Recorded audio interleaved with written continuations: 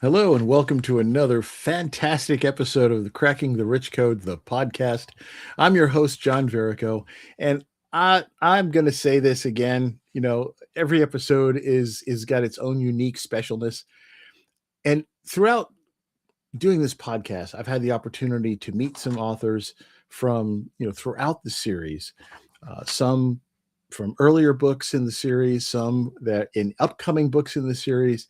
But today it's just amazing. I'm getting to speak with the person who was the very, very first author in the very, very first edition of Cracking the Rich Code, and that is Beth Robbins.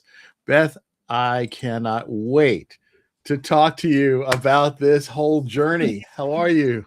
Well, I'm great, and I had to wait 8 years to get this interview, so here we are. Let's go. Well, I don't think the podcast was around in the Oh, earlier years, so there you go. But they do book up fast, so I I'm glad you guess. finally got on here. I Hey, this guess. is amazing. I have to ask. Okay, let's just go back 8 years ago. Very first thing you got this, I guess, this bizarre call from Jim himself, I assume. Yes. All right. Ye So he says, hey, I've got this. I'm doing this book thing, and so tell me how this whole conversation went, if you can Well, recall. it has to start with how Jim and I met. We were at a conference for something completely unrelated, and I am always the person when I go to a conference, I gotta sit in the front row. Somebody told me once that's where the millionaires sit. And there was a seat next to me, and I was kind of looking around to see who needed a seat. And I see this guy standing in the back, and he kind of looks shy, and he's kind of looking, surveying the room. And so I stand up, I wave my arms. I'm like, hey, like I've got a seat here. And he's like, okay. So he sits down, and we like exchange, hi, I'm Beth, I'm Jim. That's great. And then we were in the conference, and we took a break, and we kind of like chit chatted. And I'm Jim from Grass Valley, and I'm Beth from Chicago. And we had lunch together, and really just like hearing about his kids and his life, but nothing about like, I just know you're Jim and you're sitting next to me. And so we come back from lunch, and the host gets up, and he's talking about the keynote speaker for the day, and talking about all these things he's done. And I'm like, oh my gosh, I had no idea this person's in the room. And I'm like, wow, I can't wait to see who this is. And Jim is wearing a hat, right? And so they said, everybody, welcome to the stage, Mr. Jim Britt. And he looks at me, and he takes his hat off, he puts it on my head, he goes, can you hold this for a minute? I got to go do this thing. And I was like, I'm horrified. Like, I have no idea. You were just this kind of shy guy who didn't have a seat. He had plenty of seats. He had no intention of sitting in the front row. Anyway, so from that moment, I knew this is a genuine, real deal guy, because he's Mhm. all of that and had no interest in telling me any of that for the first half of the day. So we started out as a great friendship. We just had a really strong connection. And the next day, I was off to Sedona, and I am hiking, and I get this call from him because we had exchanged phone numbers. And I was like, well, that's weird. Why is he calling me? And he says, hey, I got this idea for this thing. And he goes, it's going to be this book, and it's going to be Cracking the Rich Code. And he's kind of laying it out there. And I was like, first of all, I'm like, Jim Britt, now I know who you are. Like, you're not my friend Jim calling me. Like, now I'm like, of course, like I will do whatever you're asking me to do. So it was sort of scary, because I'm like, what am I going to write about? I'm not, this wealthy, esteemed businesswoman yet.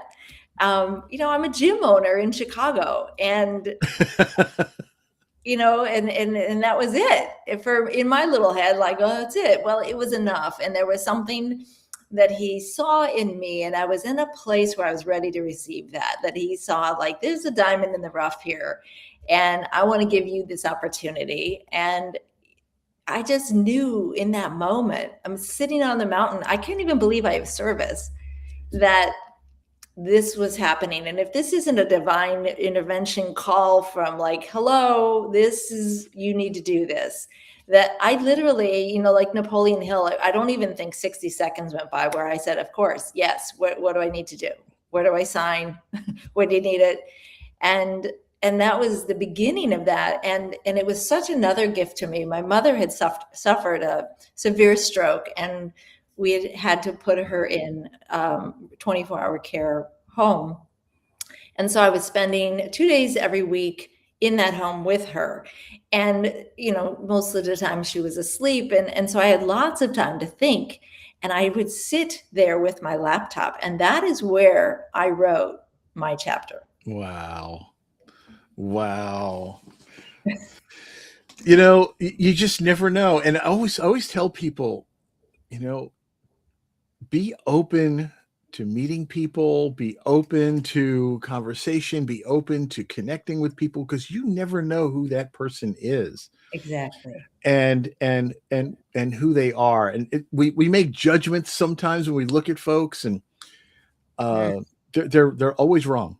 Yeah. They're always wrong. And so you never know what opportunities are going to present themselves. And sometimes it's an opportunity for you, and sometimes it's an opportunity for you to help somebody. Exactly. Yeah. I love that idea. That's setting the intention for the day. Like, who do I get to be today? I get to be somebody who's going to meet some really cool people. And I think if you're not closed off to that, like, I'm going to the grocery store, I'm just, here I am, I'm at the grocery store. What's going to happen? Just being open to opportunities and the people you meet. And again, get rid of the judgment, because you just never know who it's You just never know.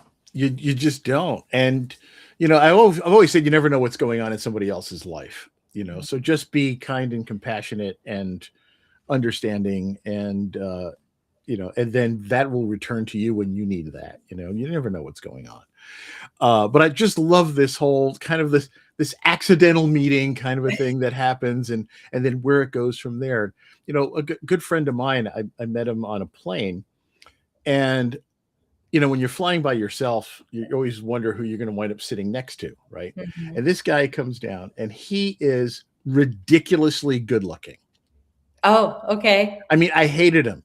The minute he walked on, I'm like, he looks like he walks like a movie star. He looks like a movie star. He's got like a $500 haircut. He's dressed really, in casually, but in nice clothes. Mm-hmm. And there's something about him. I'm like, oh. I'd never be like that, and he winds up sitting next to me, and then has the audacity to cross his legs. I'm like, how do you cross your legs on an airplane seat? I haven't been able to do that in decades, and somehow we start chatting, and it turns out that I was in the Navy and he was in the Navy. Oh, wow. And of course he was an officer and I was an enlisted guy. I'm like, oh, you were a gentleman. I'm like, oh, he's got, the money and the schooling and all that behind him too. Like, geez, this guy is just too much for me. And turns out he's a really nice guy. We're chatting, and next thing you know, I'm, a guest speaker in his class at, National Defense University. How about that? And we wound up becoming really good friends over the years. But what that first inclination was like, oh man, some people are too perfect, and he was just like that. But he turned out to be a really nice person, and he wasn't all full of himself, because that's what you assume, right? Right. Yeah. You gotta love it. You gotta love it. So now you're taking this leap, right? And at the time you said you owned a gym, and I know you used to be a health coach. Yes. Okay. And now you have, the years have gone by and you've evolved from that. So tell me a little bit about, well, actually, before we do that, what was that first chapter about? So it was starting over or just getting started. Or wait, what was it? Starting over or just getting started, I think is how I worded it. And it was about, really, I was thinking in mind of people that were coming out of college and they're trying to figure out what they want to be when they grow up. And then also people that are in midlife who maybe like getting back in the workforce, or they hit a plateau, like the kids are leaving the nest, or they're just not loving what they do anymore. And it's sort of like, how do I sort that out? Like, okay, I'm starting over, or I'm just starting out. And it was kind of a self-help guide for those two groups of people to really identify, like, what are my gifts? What is my purpose? What is my passion? And and just kind of laying that out to discover that, and giving yourself permission to actually do it, to take that leap for yourself. I And like that, that, giving yourself permission. yeah, and I think that came from just experience as a personal trainer and a fitness coach. You get a lot of one-on-one time with people where that comes up in conversation. And I wasn't as trained as I am now to really go deeper with them, but I always said, like, hairstylists and personal trainers were glorified therapists. And So true. I know that it was about 15, 10 to, I'd say So are 15. bartenders, by the way. Oh, that's bartender. It was like 15 years ago, I started to get that itch, that calling, like, maybe you should like slide into that and get like actually certified, go back to school, whatever it is you need to do. And then my fear paradigm would kick in, and like, oh, I got to go back to school, and it's so much money, and I'm fine doing what I'm doing. And so I just kept doing what I was doing until I was ready to retire. And it was after my mother passed, and I did the dream move from Chicago to San Diego.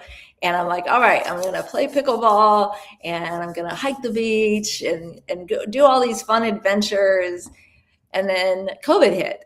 And then the clients back in Chicago were like, help, we can't go to the gym. So I figured out how to do Zoom and landed there teaching fitness classes, and did it for about a year. And then I crashed. It was like, okay, this is exhausting. This was a chapter ago.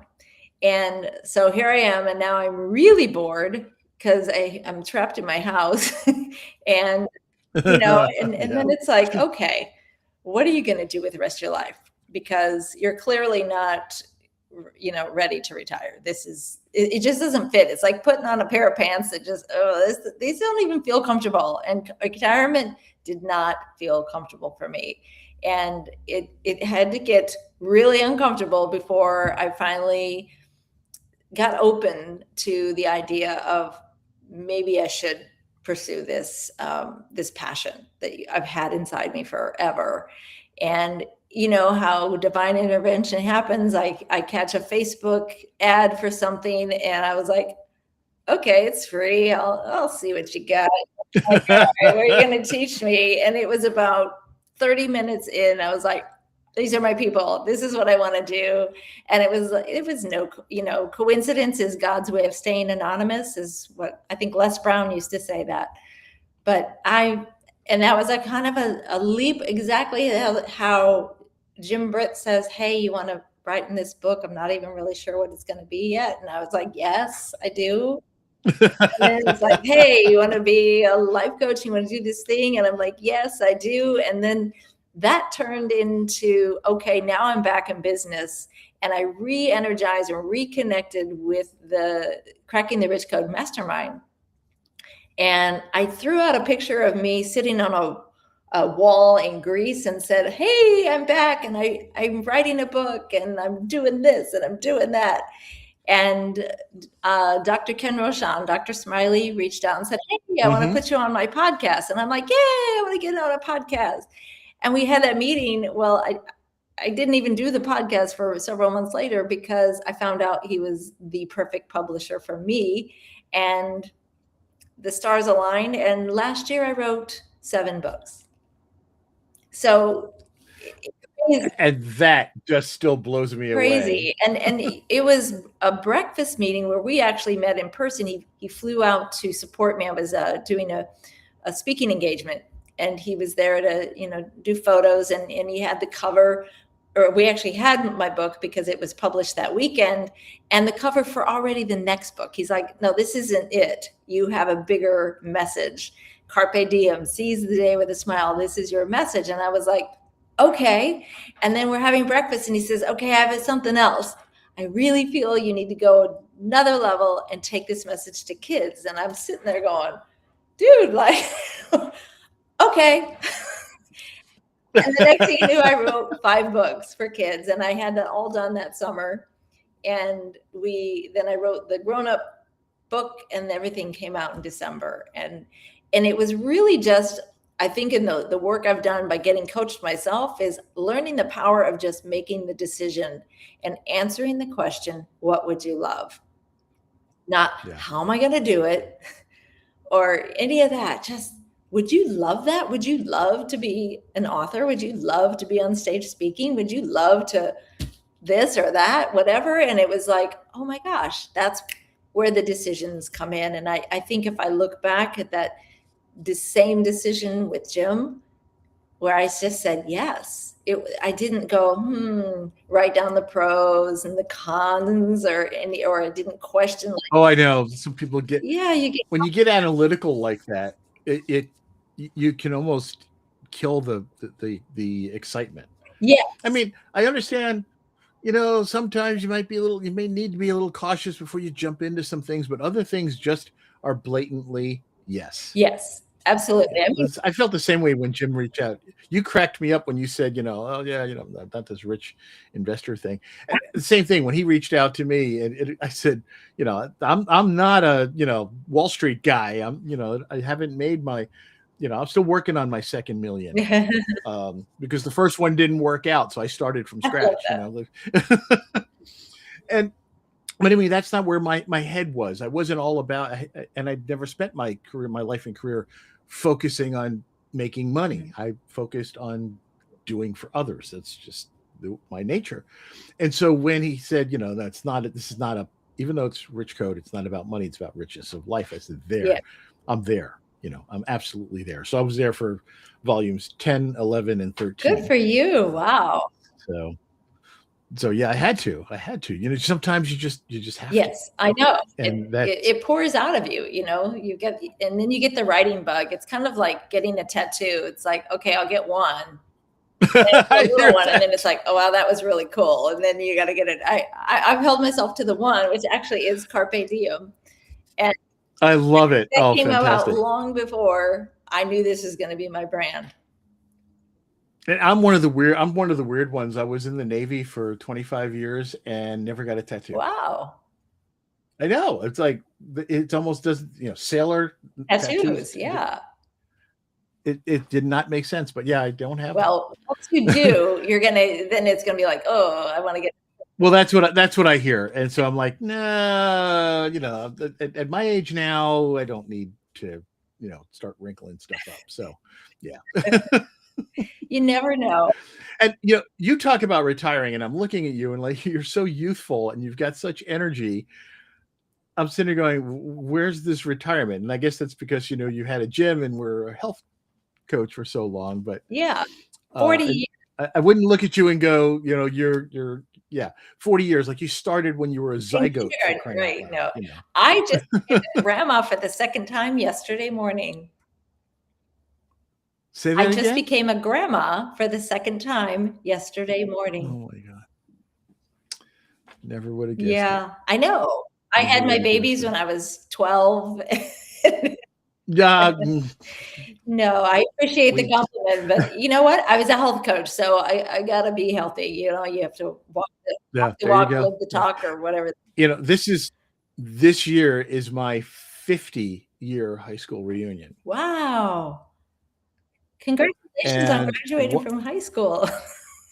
Yeah, right. One of my classmates posted recently, we kind of reconnected on Facebook, as you do. And he posted relatively recently that he had his 4th great-grandchild. Oh, great grandchild. I said, great-grandchild. And I'm like, well, Jeff, I am sure you're a great grandfather. He goes, no, great-grandfather. Oh. These are my grandchildren's children. I'm like, oh my God. Holy cow. And it's so hard for me to relate to that. Yeah.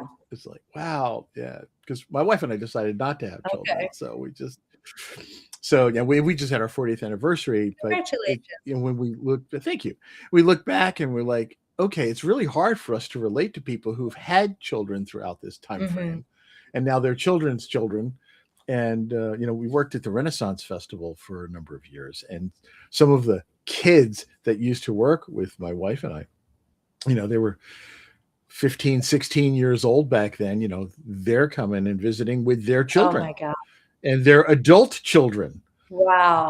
It's like, oh, and it's so amazing how time goes by, and the when we look back at our lives and the decisions that we've made and the choices that we've made and the doors that were opened for us, and we have to go back and say, did we walk through that door or did we not walk through that door?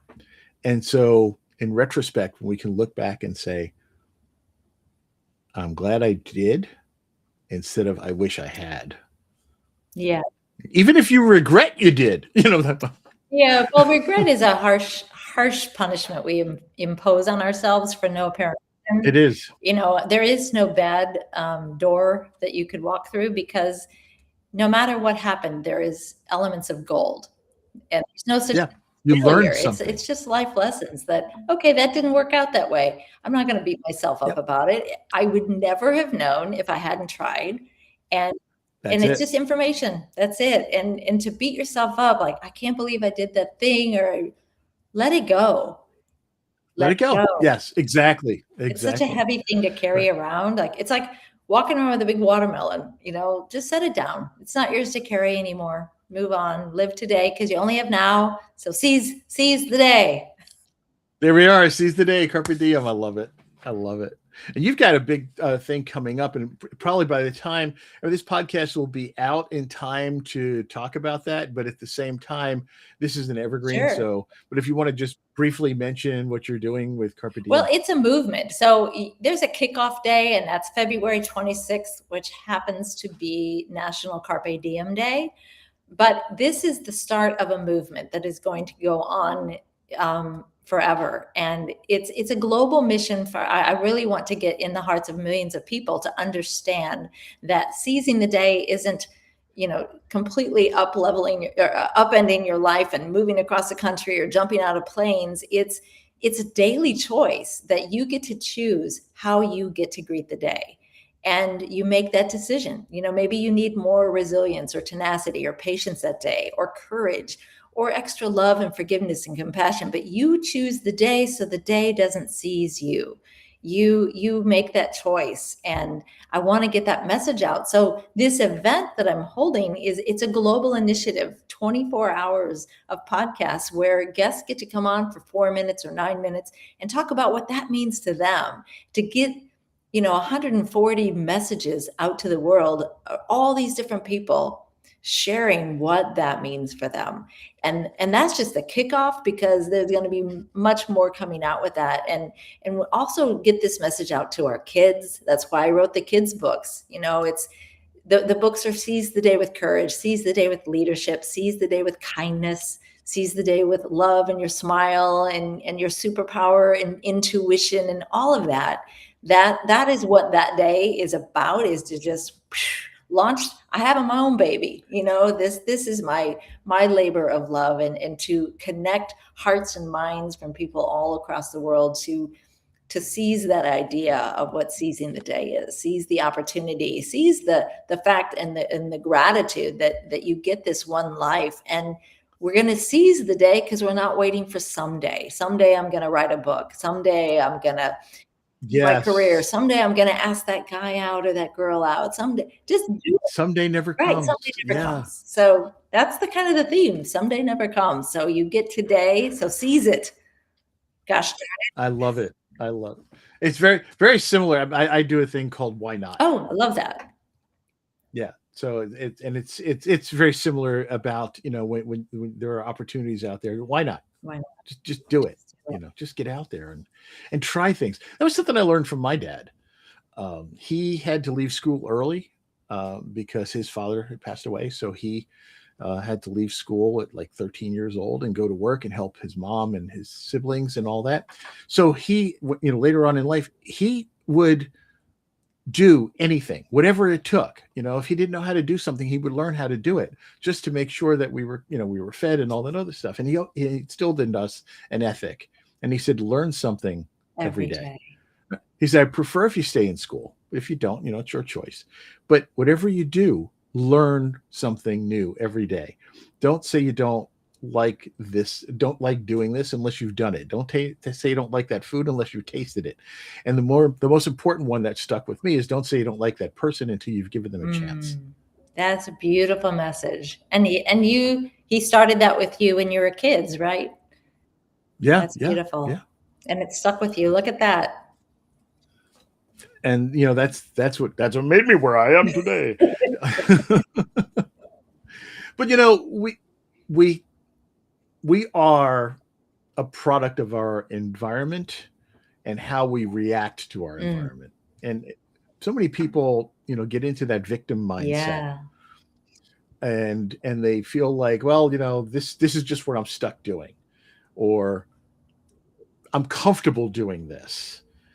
And you even alluded to that earlier in the conversation, right? You said, well, this is what I'm doing. Well, I'm going to say yes to this because this is something new. I'm going to try something different. I'm just going to up and move. Whatever it was that you did, each choice that you made brought you to some new plane. Exactly. Yes. And the victim mindset is one of the heaviest things we carry. We say we want to go here, but we're so attached to this story. Some people get addicted to the victim story. They get a little bit of attention from it. Oh, you put I was just going to say that. And it's like, well, if I let go of that, I'm not going to get attention. Well, if you let go of that, you're going to soar up here. But you are tethered to this ball and chain you're dragging around. And yeah, you could get attention for better stuff. Yeah, but you have to make the choice, and that's the choice you get to make. You can stay comfortable, like, oh, life's fine, I'm okay, complacency, or you can choose that dream in your heart. Give yourself permission to have it, to go do it, be it, become it, whatever. It's just a permission slip you're writing yourself, like, okay, it's time, let's go, let's see where I love it. Now, I know that you are going to be in volume 20. I know. I'm so excited. I know. What are you writing about? Gosh, that's a good question. I am writing, the obvious. I am writing about seizing the day, making these choices, and really cracking the rich code. The code is identifying a longing or a discontent that you have in your heart, that you would long for something more, or you're discontent with something about your life. And the code is identifying that and then choosing where you want to go, and then filling the gap in between. But you have to notice what that feeling is like. I'm stuck. And you have to notice it. You have to identify it. You have to claim it, and then claim, I'm going here. And so the code, the secret code, is what I'm going to be writing about, how you get from here to there. I can't wait to read it. I absolutely cannot wait to read it. Beth, I can't believe we're almost out of time. Oh my gosh. I can do this all day. If you have a couple more hours, I'm free. Right, exactly. I know. So I want to make sure, I didn't even get a chance to do like a midway, hey, we're listening, we're speaking with Beth Robbins. But anyway, folks, if you just tuned in around now, get back there and listen to this thing from the beginning. Beth is absolutely fascinating to chat with and to learn from. And you can learn more about Beth on her website, BethRobbins.com. Can't get any easier than that, BethRobbins.com. And read her chapter. Go and find a copy of Cracking the Rich Code, Volume 1. Beth was actually the first person to say yes to this, what has become just an exciting journey for so many wonderful authors out there, given an opportunity for so many people to share their voices. And we're so glad that you were the first one to say yes. And so that Jim knew that he had a good direction to go with this project to get us all involved. Yeah. And reach out to Beth and connect with her, because you will never regret it. She's on LinkedIn, Beth Robbins 4, the number 4. Beth Robbins 4. By the way, Robin is 1 B. Thank you. Yeah. BETHRIBINS and the number 4 on LinkedIn, BethRobbins.com. All the great ways to get in touch with you. Beth, this has been just such a wonderful conversation. I'm looking forward to February 26th. This episode that will be out in time for that, obviously, but after that, people will probably be able to go and find those recorded episodes from that day long for that 24-hour podcast that is coming up. Yes. So that sounds like a lot of fun. I'm looking forward to that.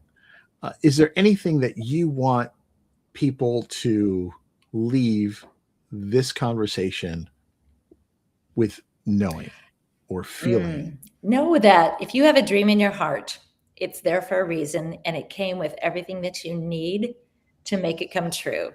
And know that there is a power breathing you far greater than any situation or circumstance or condition that you want to identify with right now going on in your life. You have everything you need to up level and go. Just say yes. What would you love? I love it. Beth, thank you so much for taking the time to join us. Thank you for saying yes 8 years ago to Cracking the Rich Code Volume 1 and getting this whole thing started. It has given so many people, like I said, wonderful opportunity. It has given so many voices the opportunity to reach people out there who needed desperately to hear these words. And it's given me the opportunity to get to know people like you through this podcast. So thank you again for everything. Well, thank you, John. This has been fabulous. What a great podcast that you have here, and a great way for authors to come on and share their heart too. So I want to thank you for this opportunity. This has been a blast. Well, thank you. I think it's important for people to know the people behind the stories that are in these books. That's wonderful. Okay. Well, thank you again. Have a great day, folks. Check out this episode. Play it back multiple times because there are little nuggets of gold throughout this whole thing, and you're just going to come away with lots of vibrancy and love. Beth, thank you again. Everyone, catch the next episode, and we will see you soon.